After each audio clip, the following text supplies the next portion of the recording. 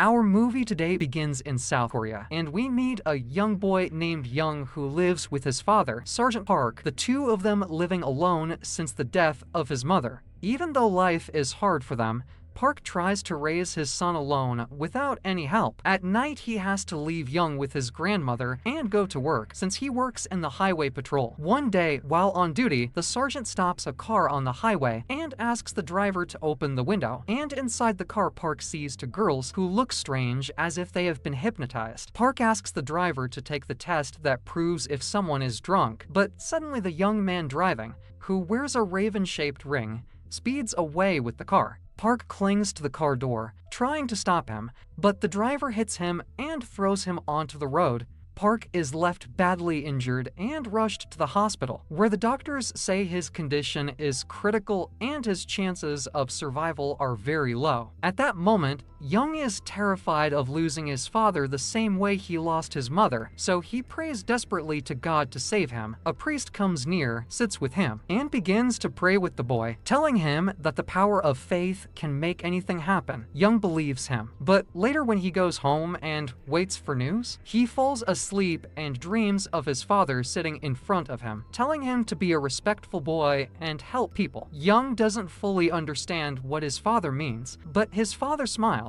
says goodbye, holds his hand, and a red light shines from their hands. Young wakes up in the middle of the night and learns his father has died. The next morning, a funeral is held for Sergeant Park, and the priest attends to comfort the boy and his grandmother. But Young feels tricked because he believed the priest's words, and what he prayed for did not happen. So he angrily throws a stick at the priest and calls him a liar. Years later, Young decides to enter boxing, and we see him become a famous champion who no one can defeat. He travels to the United States to face an American boxer named John White, who also wants the title. As soon as the match begins, John attacks, but Young dodges and counters with a powerful strike that drops him. Suddenly, anger takes over Young, and he continues beating John mercilessly until the referee intervenes and saves John's life. Young wins the match and takes the title, then later returns to Seoul. On the plane, he falls asleep and dreams again of his father in a strange place. He sees his father walking ahead of him, so he runs after him down a corridor until he sees a coffin with his father's picture. Still unable to overcome the loss, Young tries to throw the stick away, but it sticks to his hand and burns it. He wakes up terrified on the plane, only to find his hand truly wounded and already starting to heal. He realizes the dream was not ordinary. After bandaging it, he rests at his apartment, but while sleeping, a shadowy entity appears and disturbs him. He cannot move or open his eyes. But when the entity sees the wound on his hand, it flees immediately. When Young goes to the hospital, the doctors say nothing is wrong, but his driver tells him a similar thing once happened to his niece, Hongjen, when she was 15. She could not sleep and blood flowed from her eyes until one day she went completely blind. Her mother took her to a priest, who realized that a supernatural force controlled her and taught her how to manage it, though she never regained her normal sight. She could now see the supernatural world and even tried to help people with this power. Normally, Young would not believe such stories, but he asks to meet the girl, who now lives in isolation far from the city. When he meets her, he shows her the wound on his hand, and with her vision, she sees glowing energy coming from it. She tells him he will find more. Answers in a church on the other side of Seoul. Young goes to the church she told him about, but when he arrives at the entrance, he finds the path blocked by a swarm of ravens standing in his way, and he senses something strange. He tries to enter from the back door, and there he finds two priests, Yan and Choi, conducting an exorcism ritual to save a possessed young man. In the middle of the ritual, the possessed boy jumps up from the chair and attacks, but Choi pushes him away. The boy then spits a sticky black liquid from his mouth that makes Choi run in terror. Finally, the possessed boy is about to kill Yan, but Young intervenes, throwing the mad men across the room. When Young tries to hold him down, he uses the wounded hand and and a white light bursts from it, burning the boy's face. Yin seizes the chance and pours holy water on him, making the fire flare up and destroy the evil spirit. They successfully free the boy from the possession, and Young realizes the flame came from the wound on his hand, and examines it closely and tells him this is called stigma, a mark that appears only on special people, and that it grants powers such as healing or exorcism. Young refuses to believe this, changes the subject, and insists on going with Yan to his house to get more answers. When they arrive, Yan recites a prayer to cleanse the apartment from evil spirits, then notices a picture of Young with his father. Here we discover that Yan is the same priest who met Young years ago at the church and also attended his father's funeral, but Yin decides to keep it a secret, fearing Young might resent him. Yan still truly wants to help him, so before leaving, he places a chain beside Young's bed for protection. Later that night, Yin calls someone and says he found evidence that the dark spirit is in Seoul. We then learn that the man he calls, Shin, is actually a servant of evil spirits, responsible for choosing victims and placing them in possession to serve darkness. What Yin does not know is that Shin owns a nightclub called Babylon, and that he is the same man who killed Park, Young's father. That night, Shin goes to his nightclub, enters a secret passage, and descends to a chamber dedicated to an evil entity called the Sacred Serpent. We understand that in exchange for eternal youth, Shin sacrifices human souls to the serpent. Meanwhile, Yan is searching for a new priest to assist him, but no one dares to enter the dangerous path of exorcism. Despite his experience, Yin knows he cannot face the Lord of Darkness alone, unaware that Shin is that very Lord. Later, on his way home, Yin finds Young waiting outside, who had tracked him down by asking at the church. Young begs for his help, explaining that even after Yan's protection prayer, he still cannot sleep, and the mark on his hand keeps worsening. Yin gives him a talisman for protection and explains that his only true weapon against evil is his faith in God. Young answers that since his father died, he has lost the ability to pray with conviction. Yin admits he once struggled with faith when his own teacher died after teaching him everything about exorcism. With time, he realized that God's wisdom is not always revealed instantly, but becomes clear later, and that faith allows one to find answers eventually. Yin shares that since then he has tried to help others, even if he doesn't know how long he can keep fighting. Young is deeply moved by his words, and later, while driving Yan to another case, he remembers how dangerous the exorcism session was in the church when Yin nearly died. He tells him it is too risky to face such things alone and offers to help him. Yan refuses at first, but eventually, when they arrive at the home of a woman whose daughter Sojin is possessed, Young insists on joining. They enter the apartment where the mother, with scars on her face, points upstairs to her daughter. Before entering the room, Yin draws symbols on the door to prevent the spirit from escaping. Inside, they find Sojin sitting on the bed. She acts surprised and questions why they are there, but Yin knows the spirit inside her is pretending. She grabs his hand and claims her mother has depression and hurt herself, but Yin is not convinced and tests her again by drawing a symbol on her forehead. When nothing happens, he and Young step outside, though Yin warns that the evil spirit might still be hiding within her. To confirm, he forces Sojin to drink holy water, with Young holding her down. As expected, the water burns her, blood pours from her mouth, and her face twists with evil expressions. Suddenly, the spirit attacks Yan and throws him against the wall. While Young struggles to hold her, she lifts him into the air and pushes him toward the ceiling. Looking into her eyes, he sees them glowing red, and the spirit mocks him, claiming responsibility for his father's death. Furious, Young snaps, but Yin intervenes, pulling him away, and together they pin the possessed girl back on the bed. The evil spirit tries to provoke Young to lose control, but instead he removes his glove, places his stigmatic hand on Sojin's head, and releases the power of the stigma. Her head begins to burn, and Yin pours holy water, forcing the spirit to leave. After the session, Yin questions the mother and daughter, convinced that Sojin encountered the Lord of Darkness himself, who planted the evil inside her. Before she can speak further, she cries tears of blood as Shin, in his serpent chamber, uses a voodoo doll to harm her. Yin prays strongly to break the black magic, and the spell burns Shin's hand and destroys the doll, severing his control. Yin and Young leave, letting Sojin rest. Later, while Yan and Young rest and talk during dinner, Yin asks why Young suddenly wants to help him. Young replies that that before his father's death, he dreamed of him. And in that dream, his father told him to help people in need, even though he never believed in possessions or supernatural stories. He felt that helping Yan was his chance to follow his father's advice. At the same time, Shin performs another ritual, this time sacrificing a raven and asking the sacred serpent to change his appearance. The serpent grants his request, and Shin takes on the form of Priest Choi. He goes to an orphanage, where he finds a boy named Hulk being bullied by other children. After the fight, Shin comforts Hulk, promising to make him stronger so he can defend himself. The boy accepts, and Shin performs a ritual that fills Hulk with many evil spirits, making him their vessel. Later, Shin spots Young outside the garage as he is about to take his motorcycle. Shin, still in disguise, calls him over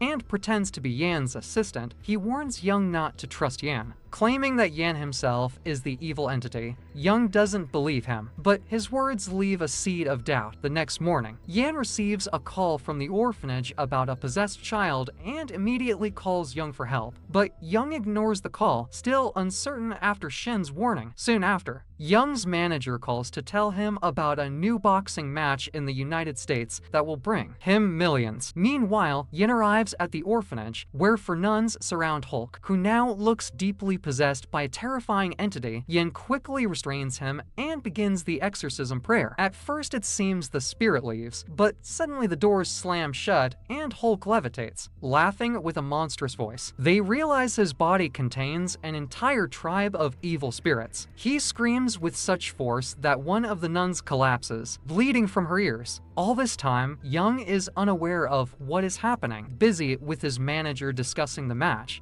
But he suddenly feels a terrible sense of dread, refuses the boxing offer, and decides to call Yan. One of the nuns answers and tells him what is happening. Young immediately drives to the orphanage to help. By then, Yan is already exhausted from battling the spirits alone. Hulk attacks him violently, punching his face. Another nun tries to intervene, but is easily overpowered. As Hulk grabs her by the throat, just as hope seems lost, Young finally arrives, saves the nun, throws Hulk away, and uses the stigma again. White fire bursts from Hulk's face as Young pours holy water on him, burning the evil spirits inside. At last, Hulk is freed, and Yan and the nun are safe. Afterward, the three of them sit with Hulk, who cannot remember much except that he saw a man dressed as a priest. Yin immediately suspects this priest is the Lord of Darkness himself. He and Young leave the orphanage, but before going, all the children gather around Young, hugging him and thanking him. Surprised but touched, Young realizes he has finally fulfilled his father's wish to help people in need. On the way back, Young apologizes to Yan for doubting him